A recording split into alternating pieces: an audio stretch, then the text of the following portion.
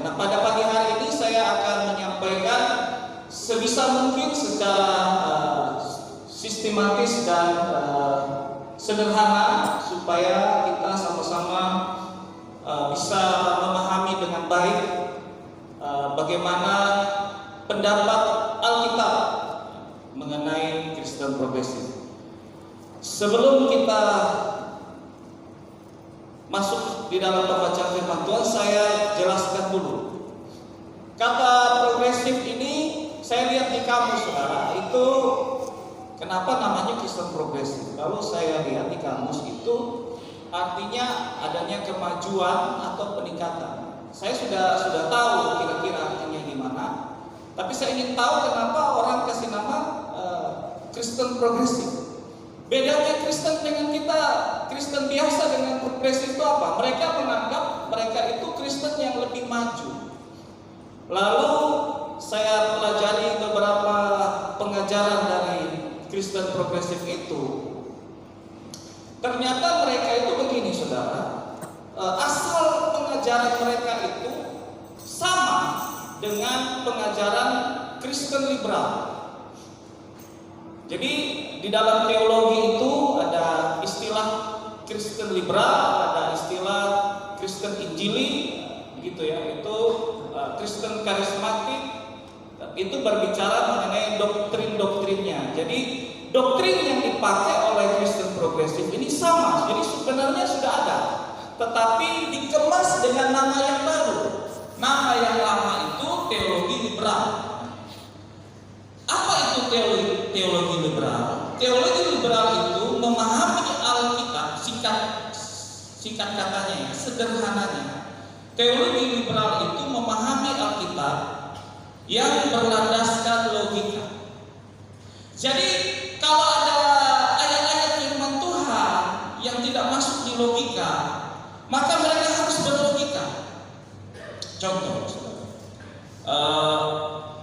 Tuhan Yesus itu membuat mujizat. Bagaimana memberi makan 5.000 orang dengan 5 ketul roti dan 2 ekor ikan. Lalu mereka berpikir, tidak mungkin, bisa sisa 12 bakul. Jadi mereka tidak percaya apa kata Alkitab, lalu mereka berlogika. Oh, itu begini ceritanya. Mungkin mereka punya teori bahwa ketika anak kecil bawa persembahan kepada Tuhan, lalu orang-orang yang melihat anak kecil ini hatinya tergerak. Jadi yang dong sebelumnya sembunyi itu dong punya makanan, lalu dong kasih keluar semua. Akhirnya semua kumpul. Yang sebelumnya, kita kasih dia punya sudah cukup begini banyak orang, lebih baik kita simpan. Tapi karena melihat anak kecil ini kasih, mereka tergerak hatinya, lalu mereka keluarkan simpanannya, lalu kasih kepada Tuhan Yesus. Tidak ada dalam Alkitab, tapi mereka berlogika. Mungkin. Begitu. Isi pengajarannya yang tidak masuk logika itu dibuang. Salah satu pendapat dari teologi liberal, hanya percaya yang Tuhan Yesus berkata. Kalau Rasul Paulus berkata, Rasul Petrus berkata, itu bukan firman Tuhan, itu firman manusia. Itu teologi liberal. Padahal Alkitab berkata bahwa segala tulisan yang diilhamkan oleh Allah itu bermanfaat. Jadi dia tidak percaya pengilhaman. Teologi liberal juga percaya bahwa Alkitab itu ada kesalahan. Kalau para teolog memang terjemahan itu ada kesalahan. Tapi Alkitab yang ditulis dari bahasa aslinya tidak ada kesalahan. Kalau terjemahan itu sudah pakai pikiran manusia, bagaimana menerjemahkan dari bahasa asli Ibrani dan Yunani lalu diterjemahkan. Keterbatasan tiap negara, bahasa-bahasa dalam menafsirkan itu yang menyebabkan kadang ada kesalahan terjemahan. Waktu menerjemahkan itu satu kata punya banyak arti. Jadi Makanya Alkitab bahasa Inggris, Alkitab bahasa Indonesia harus menerjemahkan ulang. Oh, ini kalau diterjemahkan dalam bahasa Indonesia tidak cocok ini. Jadi harus dirubah katanya sedikit, harus begini. Nah, itu sebenarnya bukan kesalahan, tapi sudah masuk sedikit tafsir.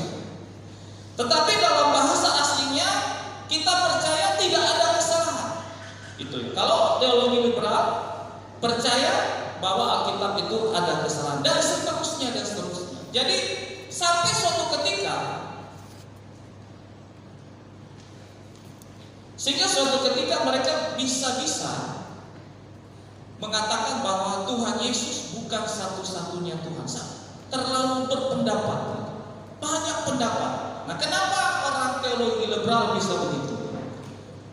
Ketika kita belajar teologi, saudara, ini Om Erwin sudah ambil S2 ya, sedikit lagi sudah MTH. Nah, kalau sudah S2, S3 itu tidak pakai Alkitab, saudara. Sedikit, sepemahaman saya, kita hanya banyak belajar Alkitab itu ketika masuk di dalam bahasa asli. Tetapi kemudian di dalam pelajaran-pelajaran lain, kita lebih banyak memakai buku-buku pengajar-pengajar dari ahli-ahli filsafat. Nah, ahli-ahli filsafat ini ahli berlogika. Jadi ketika saudara masuk di teologi, sudah masuk S2, S3, yang masih pakai Alkitab itu kalau masuk di belajar bahasa asli. Jadi belajar bahasa Ibrani, bahasa Yunani itu masih buka Alkitab, tapi bahasa Alkitab bahasa Ibrani dan Alkitab bahasa Yunani. Tapi selain dari itu, kita bacanya ahli-ahli filsafat. Bahkan kadang membaca bacaan-bacaan dari agama-agama lain dan paham-paham yang sesat. Jadi semua yang sesat-sesat itu kita belajar. Contoh yang salah satu yang dipakai di sini adalah buku-buku Karl Marx. Karl Marx itu komunis, sosialis. Dia tidak percaya Tuhan Yesus, tapi buku-bukunya itu banyak dipakai oleh ahli-ahli teolog, ya teolog-teolog dalam mengkritisi. Jadi bahkan ada pelajaran khusus namanya kritik Alkitab. Jadi Alkitab itu dikritisi. Jadi kalau tidak ada bimbingan Roh Tuhan, kalau tidak ada Roh Kudus, saudara belajar teologi semakin tinggi, tidak ada Roh Kudus, itu keluar bisa jadi ateis. Makanya banyak ketika sudah belajar sampai tingkat tinggi, banyak ateis-ateis yang sekolah teologi. Salah satunya Karl Marx itu doktor. Jadi dia belajar teologi, belajar filsafat sampai seperti itu. Saya pernah membimbing di Salatiga orang-orang sekolah yang sekolah teolog itu sampai bakar Alkitab karena sudah tidak percaya lagi Alkitab. Tidak ada Roh Kudus. Semua logika. Nah, kalau saya percaya kita semua harus belajar, kita tunduk pada firman, bukan kepada logika manusia. Karena kita manusia terbatas di dalam pemikiran. Amin. Kita bukan manusia sempurna yang bisa memahami alam semesta, bisa memahami ciptaan Tuhan seluruhnya. Apalagi memahami yang menciptakan. Ciptaan saja kita tidak bisa pahami, apalagi memahami cipta yang menciptakan kita. Makanya orang itu kalau belajar, semakin tinggi belajarnya semakin spesifik, saudara. Kalau dokter umum itu masih S1. Kalau dia sudah masuk S2, S3 itu spesialis. Misalnya sudah S2 itu spesialis penyakit dalam. Sudah spesialis penyakit dalam, kalau S3 dia spesialis penyakit jantung. Itu sudah S3. Jadi kalau dokter spesialis penyakit jantung itu S3. Dokter spesialis bedah otak. Kalau bedah saja itu spesialis. Kalau bedah otak itu hanya khusus otak, itu S3. Semakin tinggi, semakin spesifik. Kenapa? Manusia tidak mampu menampung banyak informasi. Kita manusia yang terbatas, pemikiran kita terbatas, tidak bisa memahami seluruh kehendak Tuhan dengan baik.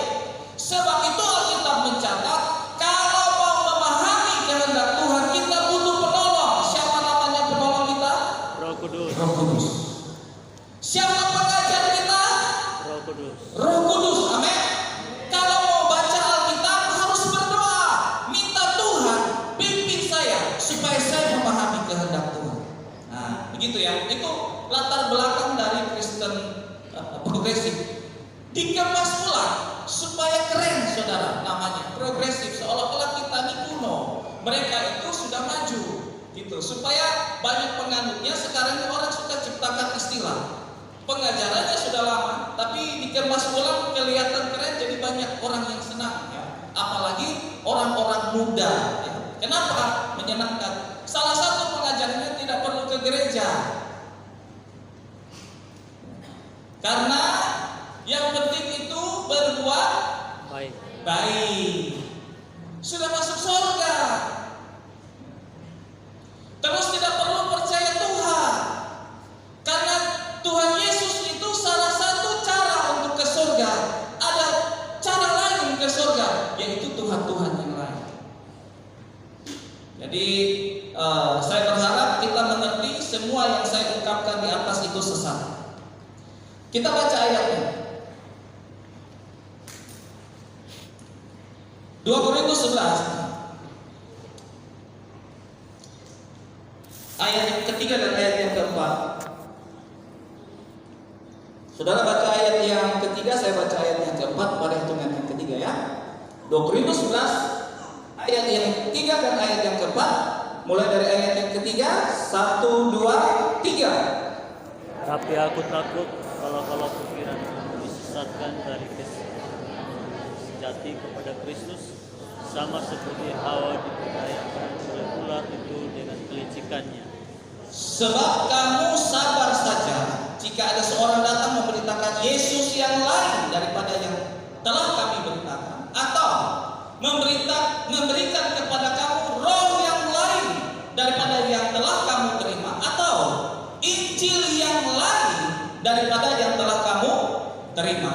Jadi penyesat itu akan menyerang minimal 3 hal ini.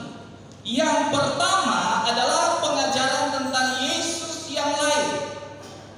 Jadi ada Yesus yang anak Allah, anak manusia, Yesus yang adalah Tritunggal Allah, lalu ada pengajaran Yesus bukan Allah. Nah, itu Yesus yang lain. Sekian ribu tahun pengajarannya Yesus itu Allah. Tiba-tiba sekarang ada, oh Yesus itu sebenarnya saya dapat ilham baru ini. Yesus itu bukan Allah, itu namanya Yesus yang lain. Ya, mungkin Yesus ada yang bukan Allah, tapi itu bukan Yesus Tuhan saya. Itu Yesus yang lain. Jangan terima itu. Kemudian roh yang lain. Saudara, kalau roh yang lain ini harus punya kepekaan roh. Roh yang lain ini harus punya kepekaan roh. Ada roh Tuhan, ada seperti roh Tuhan. Kebanyakan di persekutuan doa yang tidak kuat dengan firman, ada roh-roh lain yang menyusup. Di situ ada orang yang sungguh-sungguh menyembah kepada Tuhan, tetapi karena tanpa pengenalan yang benar kepada Tuhan, menyusuplah roh-roh yang lain. Saya pernah menjumpai ada persekutuan doa orang kerasukan setan sampai 1 minggu. Saya bicara ini benar-benar 1 minggu, saudara. Orang ini adalah salah seorang saudara dari istri saya di Kupang. Dia masuk ke situ 1 minggu. Dia tidak makan, tidak minum, saudara. Ketika dia lihat ada minuman, dia bilang, apa ini? Ini air minum. Dia bilang, di surga, dia bilang dia malaikat. Di surga saya tidak minum air begini. Ini malaikat apa ini, saudara? Setan itu, saudara. Roh jahat. Oke, dan Injil yang lain. Injil ini kabar keselamatan.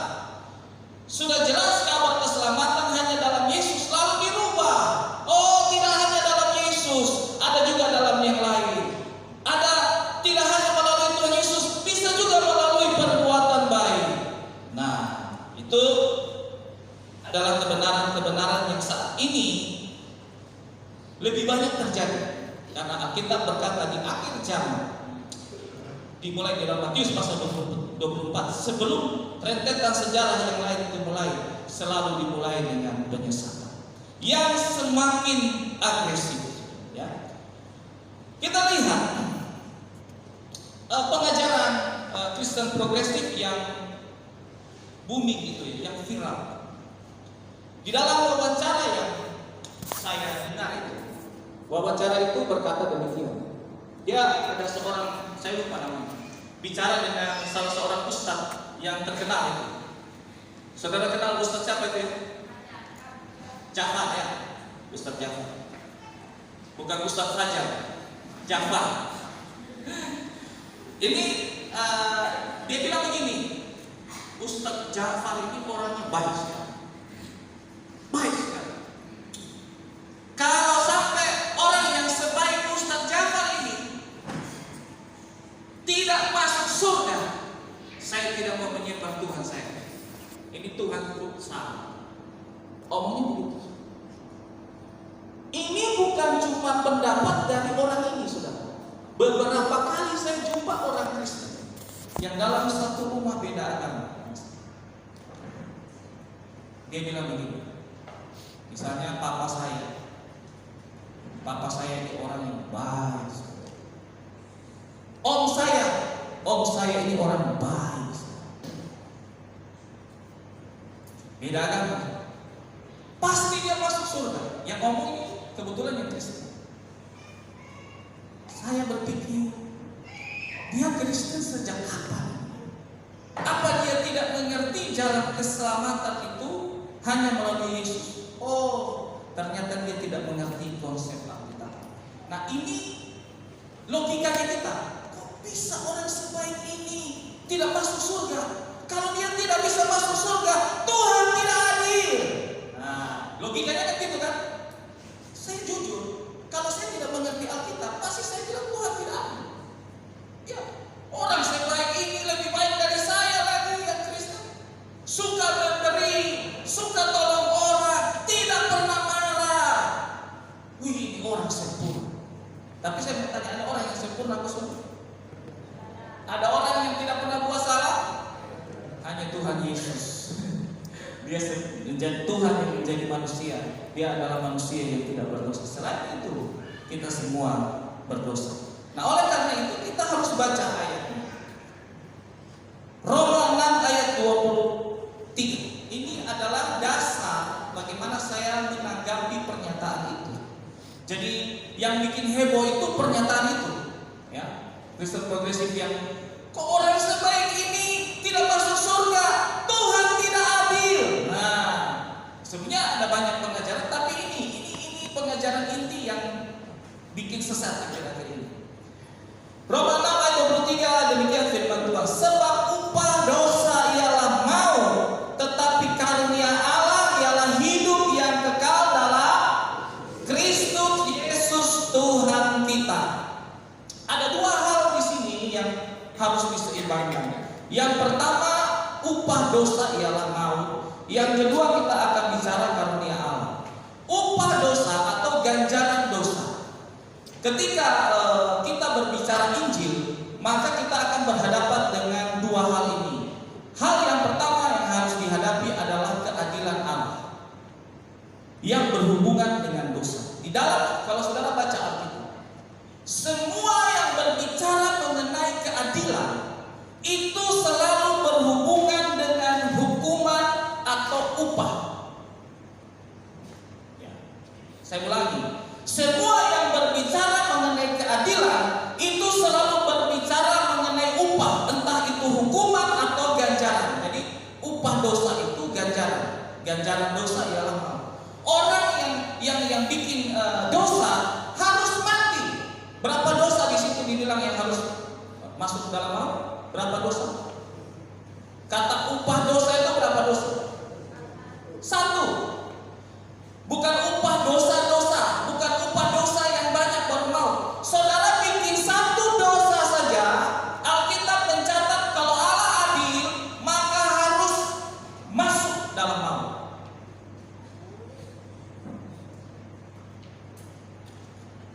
Saya bacakan beberapa ayat. Kita buka di dalam Mazmur 7 ayat yang ke-11, tapi kalau di Alkitab, kalau di HP, tablet itu 11. Kalau di Alkitab itu ayat 12. Mazmur 7 ayat 11, atau itu kan ada yang 11 di atas 7, 12. Kalau buka Alkitab buku itu 12. Kita baca bersama-sama 1, 2, 3. Allah adalah hakim yang dan Allah yang murka setiap saat. Ketika berbicara adil, hubungannya dengan hakim. Hakim buat apa? Mengadili, ya kan?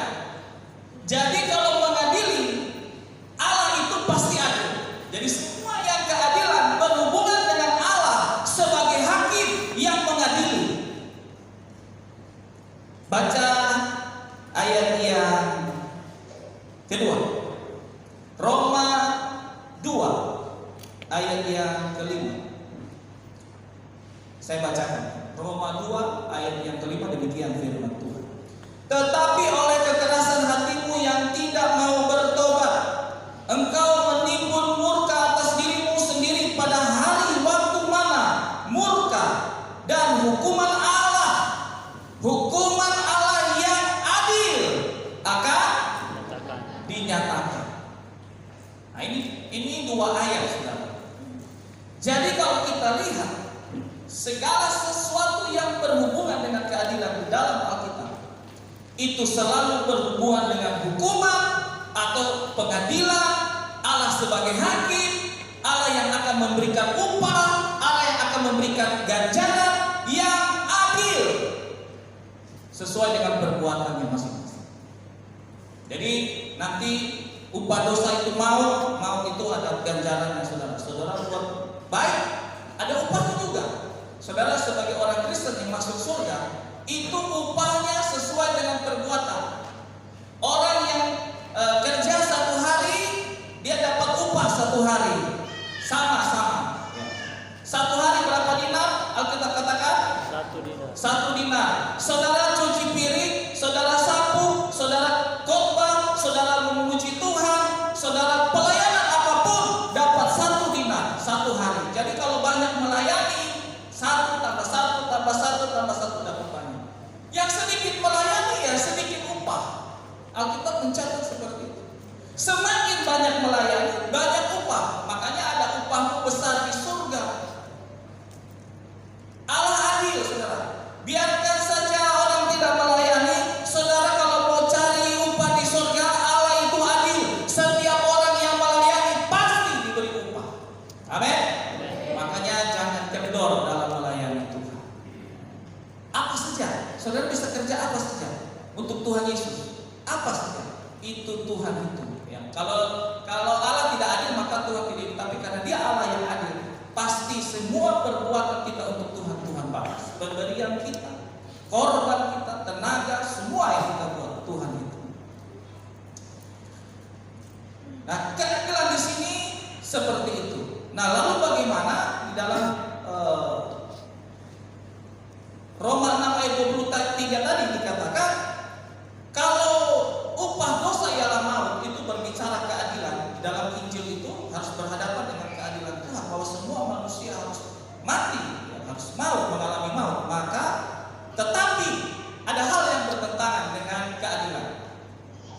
Tetapi karunia Allah ialah hidup yang kekal dalam Kristus Yesus Tuhan kita. Berbicara keselamatan di dalam Yesus itu adalah karunia Allah. Nah, akar kata dari karunia. Karunia itu dalam bahasa aslinya itu artinya karis. Karis. Apa itu karis? Pemberian cuma-cuma. Itu anugerah. Kalau di Indonesia pahlawan itu diberi anugerah. Itu bukan karunia cuma-cuma. Jadi kita seringkali memahami kata anugerah dengan konsep yang salah. Makanya kita bilang Allah tidak adil. Kalau kita memahami kata anugerah dari bahasa aslinya, konsep firman Tuhan bahwa karunia itu pemberian cuma-cuma. Apa itu cuma-cuma? Bukan karena hasil kerja. Kalau saudara kerja dapat upah itu bukan anugerah namanya. Saudara kerja dapat gaji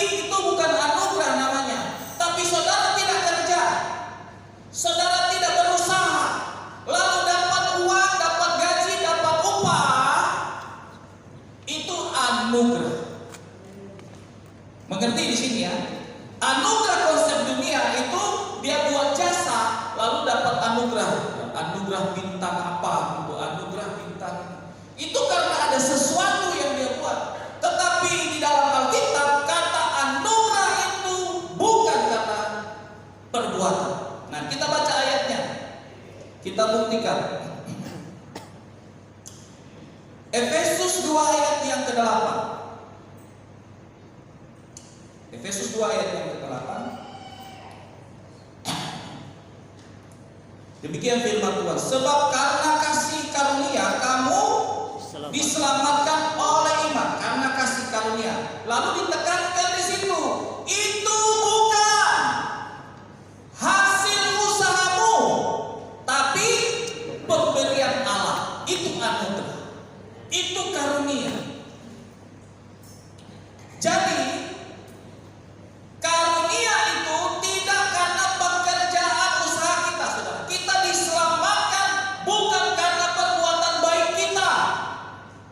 Keselamatan dalam Kristen bukan karena perbuatan baik kita. Kita berbuat baik karena kita sudah ditebus, itu akibat. Bukan sebab diselamatkan. Ya. Kita diselamatkan bukan karena kita berbuat baik, bukan sebabnya itu kita diselamatkan. Tapi akibat dari perbuatan baik, akibat dari keselamatan kita berbuat baik supaya dapat upah.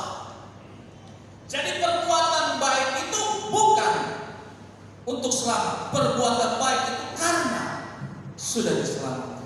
Bukti kita orang yang diselamatkan sebagai ucapan syukur kepada Tuhan.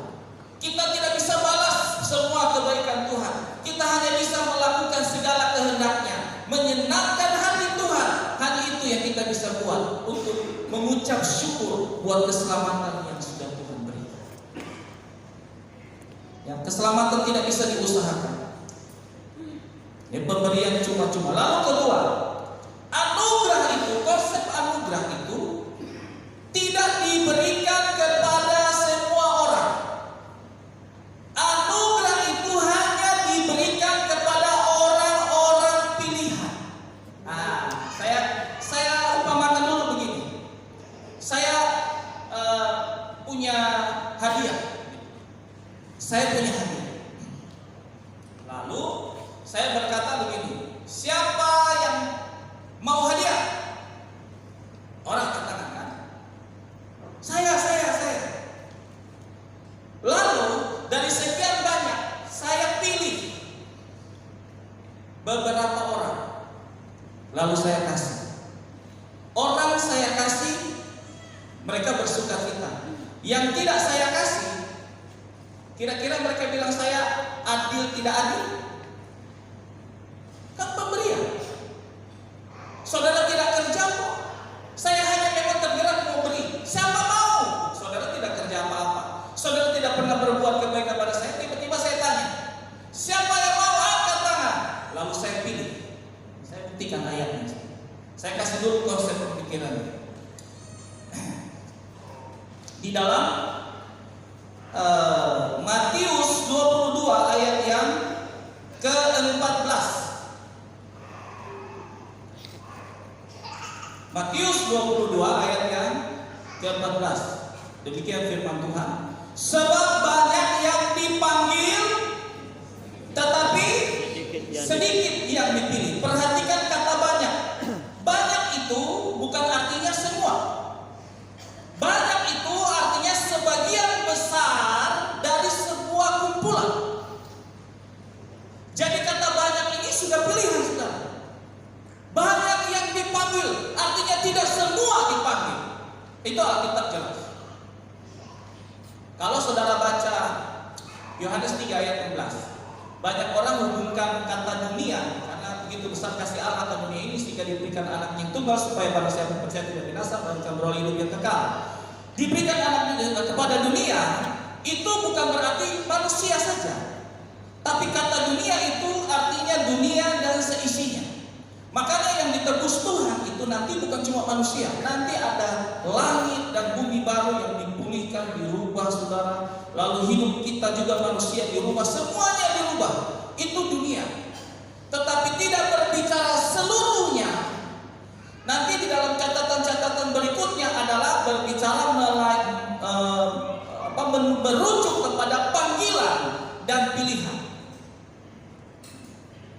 Contoh, bangsa Israel itu adalah umat pilihan.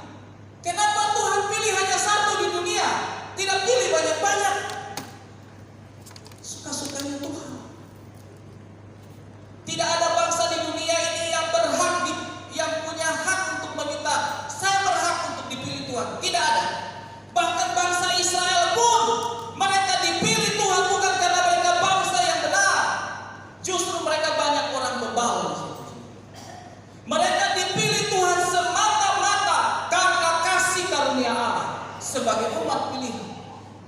Bahkan Matius pasal 22 ayat 14 mengatakan dengan jelas, banyak yang dipanggil, tidak semua. Dan yang sudah dipanggil itu tidak semua dipilih. Sedikit, saudara, sedikit. Lalu kita disitulah orang bilang, berarti kenapa Tuhan tidak panggil semua? Habis itu Tuhan tidak pilih lagi yang sudah dipanggil. Tuhan jahat ya? Tuhan tidak adil ya? Oh, ini saya mau kasih kok. Ini karunia kok. Kalau mau adil semua masuk neraka. Tapi kalau saya mau berikan itu suka-suka saya. Nah, kita baca ayatnya saudara. Semua pakai ayat saudara ya. Roma 9. Ini kalau berbicara mengenai keselamatan, kasih karunia itu banyak di Roma. Roma 9 ayat 13, 14, 15. Demikian firman Tuhan. Saya bacakan saudara cerna baik-baik ya. Ayat 13 mulai. Seperti ada tertulis, aku mengasihi Yakub tetapi membenci Esau. Sampai situ. Kenapa Tuhan mengasihi Yakub dan membenci Esau? Apakah Esau pernah menghujat Tuhan? Apakah Esau pernah marah-marah sama Tuhan? Apakah Yakub lebih baik daripada Esau? Yakub itu penipu. Artinya Yakub itu penipu. Bukankah dia juga orang jahat? Tapi kenapa Tuhan mengasihi Yakub tetapi membenci Esau? Ayat 14. Jika demikian, apakah yang hendak kita katakan? Apakah Allah tidak adil? Ini kan pertanyaan kita kan? Apakah Allah tidak adil? Mustahil Alkitab katakan. Allah itu adil. Sebab Dia berfirman kepada Musa, aku akan menaruh belas kasihan kepada siapa aku menaruh belas kasihan. Ya. Aku menaruh belas kasihan kepada siapa aku mau menaruh belas kasihan. Dan aku akan bermurah hati kepada siapa aku mau bermurah hati. Tergantung kehendak Tuhan itu. Mau kasihan sama siapa, mau murah hati sama siapa, kehendak Tuhan. Lalu lihat penjelasan Allah berikutnya, firman Tuhan. Jika hal itu tidak tergantung pada kehendak orang atau usaha orang, tetapi bergantung kepada siapa? Kepada kemurahan hati Allah. Jadi kepada siapa Allah mau mengasihi, kepada siapa Allah mau bermurah hati, itu tergantung dari kemurahan hati Allah. Dalam kata kemurahan ini ada mengandung kata anugerah, kalau saudara baca. Tergantung kepada anugerah dari hati Allah, kemurahan hati Allah.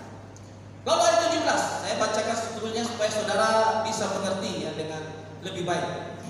Sebab kitab suci berkata kepada Firaun, itulah sebabnya aku membangkitkan engkau, yaitu supaya aku memperlihatkan kuasaku di dalam engkau, dan supaya namaku dimasuk seluruh bumi.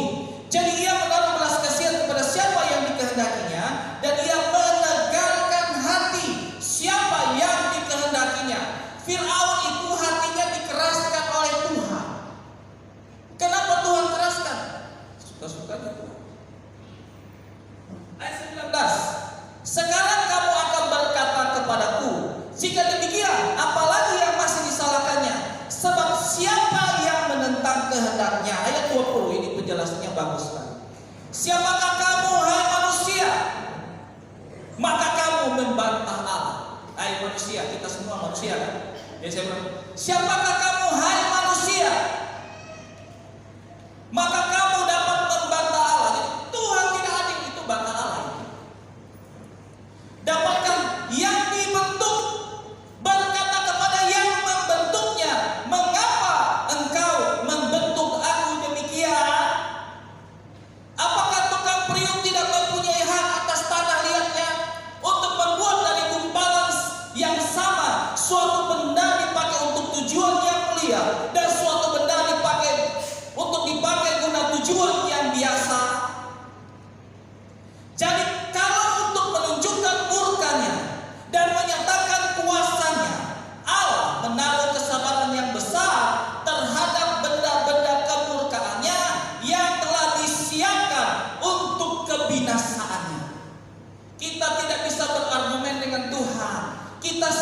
ini miliknya Tuhan. Amin. Saudara mau masuk neraka, kau mau masuk surga, ini kita semua ciptaan Tuhan. Makanya kalau kita dengan Tuhan, kita jangan marah-marah, saudara. Siapa kita? Mau berargumen, mau berbantah-bantah dengan Tuhan. Kita ini ciptaannya Tuhan. Tuhan mau buat apa sama kita, itu tergantung Tuhan. Jadi kalau saudara sampai saat ini masih dipelihara, masih diberkati, saudara dipanggil, saudara dipilih, saudara diselamatkan, mengucap syukurlah. Tidak semua orang itu adalah orang-orang yang dipanggil. Tidak semua orang-orang yang dipanggil itu dipilih. Kalau hari ini saudara dipanggil dan saudara dipilih, karena anugerah. Amin. Luar biasa kasih kemurahan Tuhan. Saya pikir-pikir, saudara. Kalau saya bukan dipanggil Tuhan menjadi hamba Tuhan, mungkin sekarang saya sudah sesat, saudara. Ya. Soalnya saya dari kecil itu punya cita-cita yang lain dari yang lain. Ya.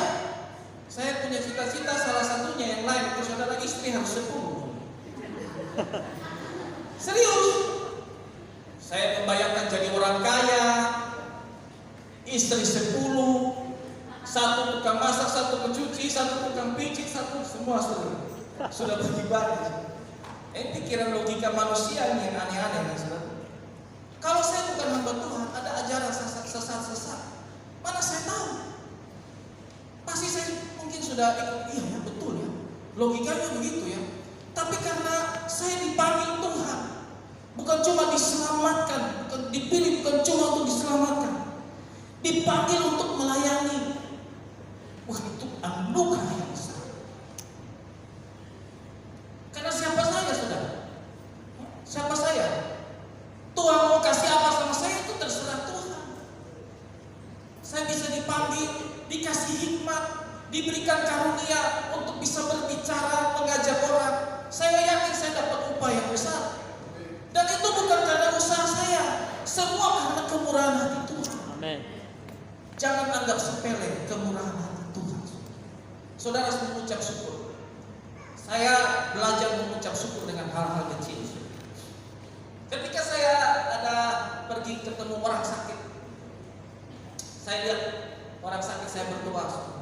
Pulang saya puji Tuhan, saya tidak sakit. Itu saya mengucap syukur betul-betul langsung. Saya terus puji Tuhan ya, bisa makan daging babi. Puji Tuhan bisa makan daging ayam. Puji Tuhan bisa makan ikan asin, bisa makan enak-enak. Orang ada sakit sedikit, saudara sudah tidak bisa menikmati yang enak-enak. Jadi kalau saudara masih bisa beri nafas, ada orang nafas setengah mati. Saya punya istri baru-baru hari Kamis, sesak nafas. Mau penguapan, alat penguapannya karena sudah 4-5 tahun tidak pernah dipakai, rusak. Aduh, bagaimana? Saya bawa ke Telendala, hirup udara di sana. Kurang dari sana saya bawa ke Kapasiok sana, baru dia segar, sehat sampai sekarang. Saudara bayangkan kalau asma berpuluh-puluh tahun, saudara stres, saudara sedikit-sedikit sesak nafas. Hanya nafas saja sudah Tuhan tahan sedikit saja, kita setengah mati. Kalau saudara bernafas, kemurahan Allah. Belajar mengucap syukur dengan hal kecil. Saya diselamatkan, saya bilang Tuhan terima kasih. Setiap kali saya melihat pengajaran sesat Tuhan, saya berdoa terima kasih. Saya boleh diselamatkan. Tuhan terima kasih, Tuhan kasih saya pengetahuan akan kebenaran firman. Terima kasih sehingga saya mengerti yang sesat dengan tidak sesat. Saya mengucap syukur. Saya tidak masuk dalam neraka yang jahat.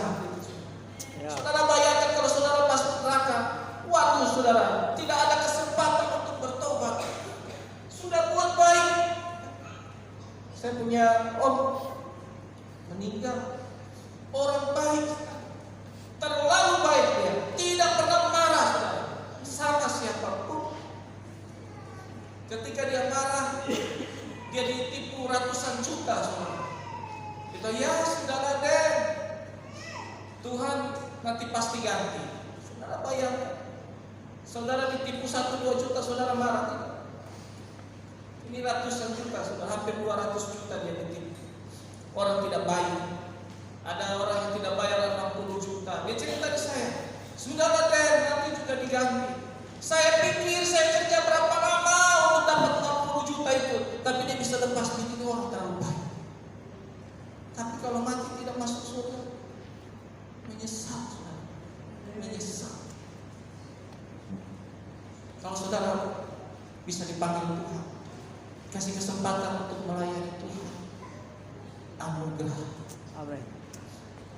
Tidak semua orang dipanggil Tuhan. Tidak semua orang dipilih Tuhan. Tidak semua orang diberkati Tuhan. Itu adalah proses anugerah. Terakhir saudara, lalu untuk menyelesaikan, kita akan berkata begini, lalu bagaimana? Bagaimana dengan konsep bahwa Allah itu adil? Bukankah orang yang dipilih itu juga buat dosa yang sama dengan semua orang-orang lain? Karena satu dosa itu upahnya maut. Kita baca ayat ini.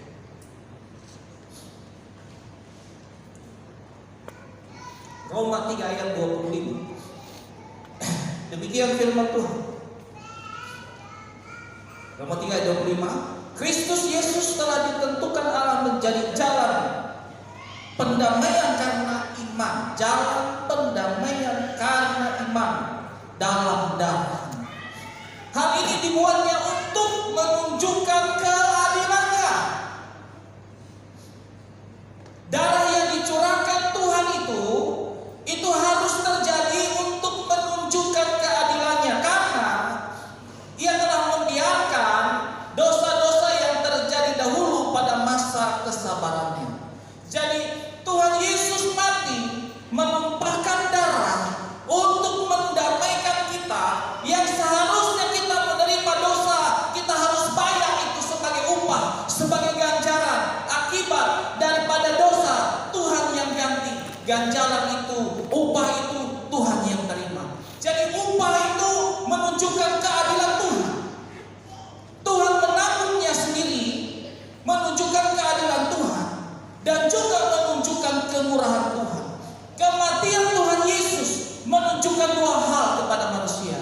Yang pertama keadilannya, dan yang kedua kemurahan.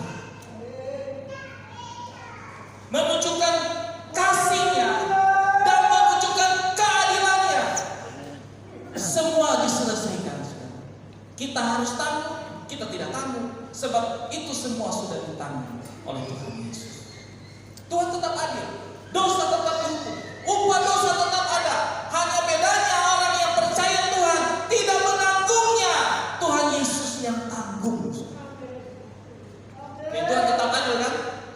Dalam keadilan Tuhan, semua manusia harus dihukum, tetapi karena keadilannya dan karena kasih-Nya, dosa itu upahnya ditanggung oleh Tuhan Yesus di kayu salib, dan sekaligus menunjukkan kemurahan bagi saya dan saudara yang hadir pagi hari. Puji Tuhan. Baca ayat yang terakhir. Demikian firman Tuhan. Galatia 1 ayat 6 sampai 7. Demikian firman Tuhan. Aku heran bahwa kamu begitu lekas berbalik daripada Dia yang oleh kasih karunia Kristus telah memanggil kamu dan mengikuti suatu Injil yang lain yang sebenarnya bukan Injil. Hanya ada orang yang mengacaukan kamu dan yang bermaksud untuk memutarbalikkan Injil Kristus. Yang saya sampaikan tadi mengenai keadilan dan kasih Tuhan itu adalah berita baik. Itu adalah Injil. Tapi banyak orang sekarang berusaha untuk memutarbalikkan Injil, berusaha membawa kabar baik yang palsu. Saya mau katakan sekali lagi, tidak ada kabar baik selain daripada kabar baik Tuhan Yesus sudah menanggung dosa-dosa kita di kayu salib. Amin.